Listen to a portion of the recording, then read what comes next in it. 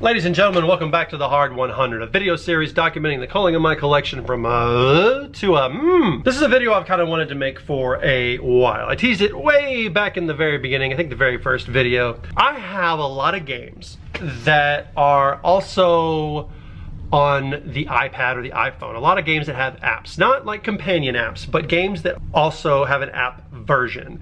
Alhambra, there is Suro, there's a whole bunch of them. Stone Age, there's a whole bunch. Some games I think lend to this format really, really well. Small World lent to it so well that the sequel to Small World didn't even come out in a box. It came out on the app only, and it's the only way I'll ever play that game again.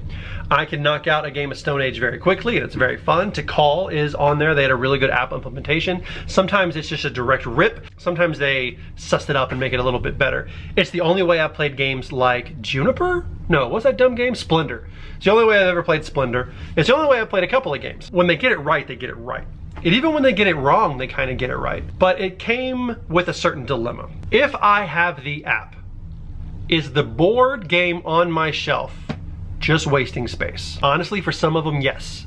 For a handful of them, yes. For a lot of them, yes. But there is something that the app misses for one game in particular that I'm going to talk about. And this is a game that I knew was going to stay in my collection from the beginning. It is hands down the most beautiful game I own. It is a game that I've played multiple times. I've played it maybe a dozen times in the app, and I've played it a handful of times with people. We're gonna talk about why I'm keeping, and I'm fucking keeping it, Tokaido.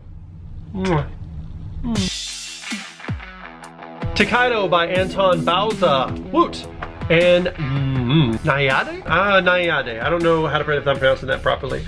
But this is just a game about walking from one side of Japan to the other. And it is beautiful. The board is this long, slender, sexy thing of just spots. And on your turn, all you do, the person who's last in line, moves forward and can stop anywhere. There's only like 3 or 4 like hotels or inns that you have to stay in to get a meal, but you can pretty much move as far forward as you want. Now the trick, the rub, is that the person in back always goes next. So if you move too far forward, they're taking multiple turns while you're waiting. This game is not a competitive game. It's not a dice chucker. It's not a you motherfucker. It's nothing like that. It's a game of relaxing. It's a game of really just realizing how good it is. Very few games you play and you stop and go, wow, this is really good, or wow, this is really pretty. Even with Rising Sun, I'm looking at a board full of minis and I'm like, oh, anxious. But I never stop to really look at it and appreciate it. Tokaido is wonderful, and the app, woo, the app is perfect. Now, here's the problem though. I have Tokaido with all its expansions, and I am this close to upgrading this to the big sweet ass collector's edition, and then getting rid of this one. But the reason why I don't think I am is because this box and we haven't been through a lot. I got this at Toys R Us, for crying out loud, a long time ago. But this is my box. This is my journey that I've been on a few times. And you can always go there and back again. All the characters have different powers. All the cards are lovely. But the app doesn't do something that the game can do. Well, let's talk about this. 2 to 5 players.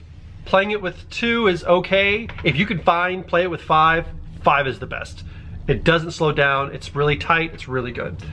8 plus, yeah, you really don't have one thing to do, you're just moving forward on a thing. But here's the thing, 45 minutes. This game takes 45 minutes to play, it's a breeze to set up. I can knock out a game in the app in 5 or 6 minutes. This game isn't about the destination, as it were.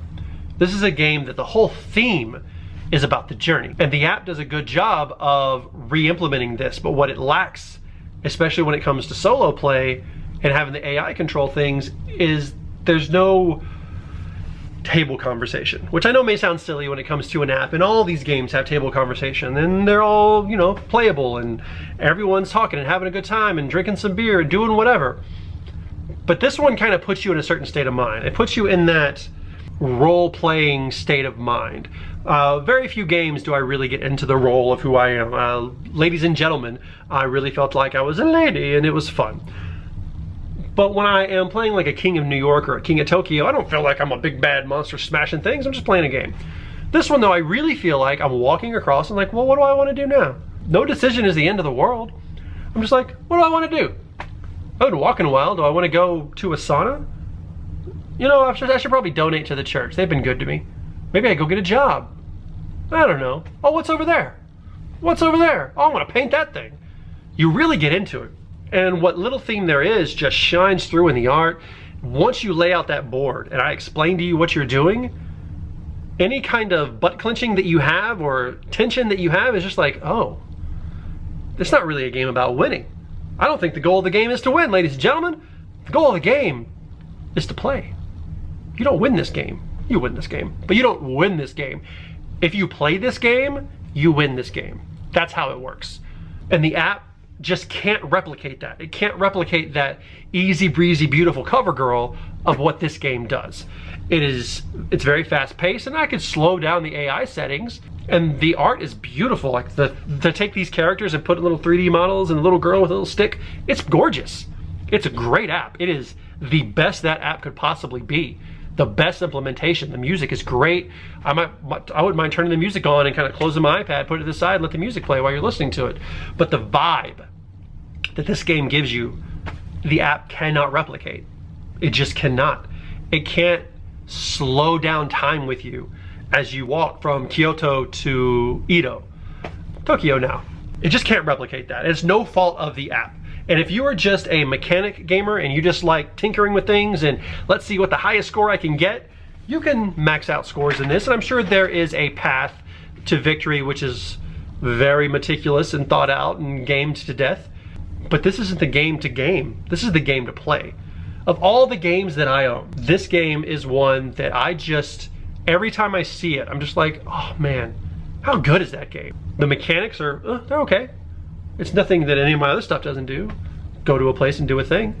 But the way that it makes you feel when you play it is unprecedented. No other game makes me feel the way this game makes me feel. And when it comes to hard 100s, that's what's important. I want a game that is unique. I want a game with a theme that's interesting. And I really like this Japanese style theme and the Japanese style art. I've taken a look at a couple of games that have very similar art. Who's my art? I'm assuming Nayade is my artist. Funforge, I don't know. People have been surprised every time we played this game because they always see it. This box is gorgeous, but it's very stark and it's like, oh, they're like, oh, Tokaido, is that the panda game? No, you're thinking Takenoko, upside down. But this game is the most beautiful game that I think they've ever made, anyone's ever made. The art is lovely, the vibe is lovely, the board is long and good. If you don't own this game, get off your ass and go buy this game. If you're not a board gamer, if you stumbled on this video because you were watching Pitbull or whatever the kids are listening to, Kill Switch Engage, hey, guess what? You're gonna be a gamer now. Go buy this game. The theme, people might say is non-existent, but you couldn't put this theme on anything the way that this works. I don't think I'd be able to make this about walking across America, but the way that they do it, it's beautiful. Anton Bauza, nailing it. So this game is forever in my collection. This is one of the forever games. Now that I think about it, I wonder how many other forever games I have. I have games that I really like, but the forever games, the games that like when the house catches on fire, what am I grabbing? I'm grabbing this and my baby. I can carry them both. And that way when we get to safety, we have something to play in 6.5 years when she gets old enough to play it. It is the perfect board game. Unless you're a dick. If you're a dick, I got a better game for you. We'll talk about that later. But if you like having friends and you like hanging out with them, and you just like playing with people, this is the good one. I played it with strangers and they just chilled the F out and it was nice. I played it with family and friends and they just, so nice. So grab this, grab a cup of wine or whatever it is people drink these days, and it's really good. So this is going back on my shelf. I'm sorry I took it off to make it think that it was getting played, but it's not getting played right now. But I cannot wait to play it again. And anytime I get that itch, you know the itch I'm talking about. I jump onto my iPad, take a look at the game, play it. It's really good there too, but the reason why I have the app and this is because the app can never replace what this game does, and that's making you just enjoy the fact that you became a gamer in the first place.